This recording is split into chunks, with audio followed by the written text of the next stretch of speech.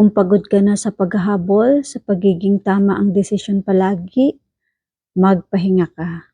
From 2 Corinthians 12 verse 9, My grace is sufficient for you, for my power is made perfect in weakness.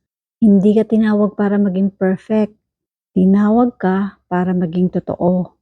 Hindi mo kailangang makuha lahat ng tama sa unang subok. May grasya ang Diyos sa bawat pagkakamali mo. May growth sa bawat proseso. Kapag sobrang tense ka sa sarili mo, nakakalimutan mong ang Diyos ay hindi naghahanap ng flawless. Naghahanap siya ng faithful. Kaya huminga ka, magtiwala ka. Ang Diyos ay gumagawa kahit sa gitna ng kahinaan mo. Kaya tara, pray tayo. Lord, tulungan mo po ako magpahinga sa iyong biyaya. Paalala mo po sa akin na sapat ang grasya mo kahit hindi ako perpekto. Amen. Let us declare, hindi ako perfect, pero sapat ang biyaya ng Diyos sa akin. Tandaan mo, grace over perfection.